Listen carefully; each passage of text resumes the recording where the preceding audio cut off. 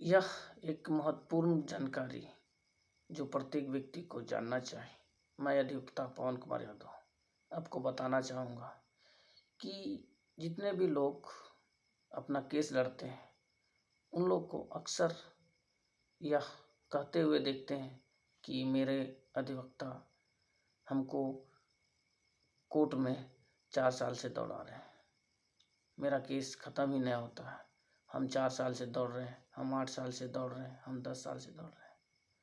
तो उन महाअनुभवों को यह जानना ज़रूरी है कि कोई भी अधिवक्ता किसी को यह नहीं चाहता है कि उसके क्लाइंट या उसके मवकील कोर्ट का चक्कर 4 साल या 5 साल लगाए।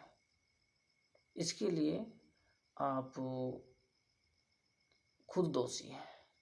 मान लिया जाए कि आप किसी केस में अभियुक्त हैं और वह केस आपका शुरू हुआ है और लगातार डेट पर डेट पड़ते जा रहा है, तो आप क्या कारण है? इस कारण अपने अधिवक्ता से जानकारी लीजिए।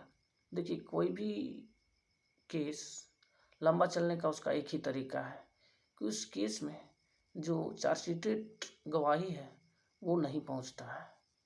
अगर चार्जशीटेड गवाही पहुंचे तो ना अधिवक्ता के पास कोई ऑप्शन है कि केस को लंबा खींचे, ना कोर्ट के पास कोई ऑप्शन है कि उस केस को लंबा खींचा जाए।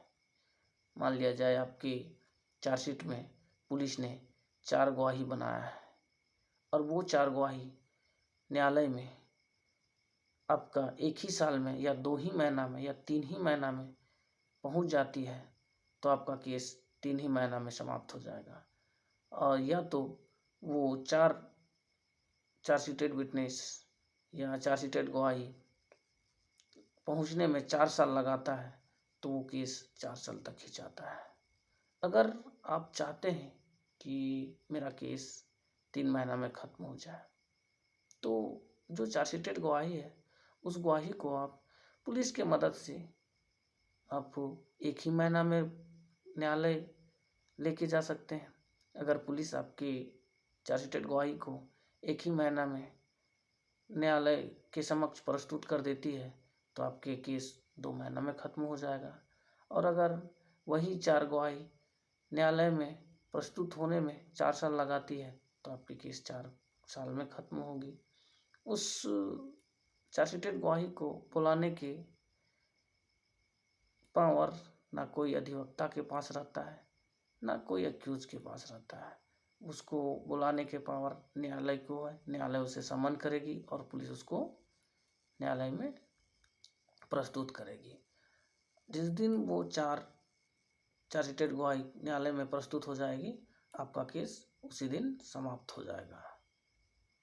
आप या तो सही है, आप गलत नहीं किए हैं तो न्यायालय से निर्दोष हो जाइएगा, या तो फिर आप गलत किए हैं और वो 4 गवाही से आपकी गलती साबित होता है, तो उसमें आप सज़ा भी पा सकते हैं। आपकी केस इस प्रक्रिया से बहुत जल्द ख़त्म हो सकता है, या तो आपकी केस लंबा भी चल सकता है।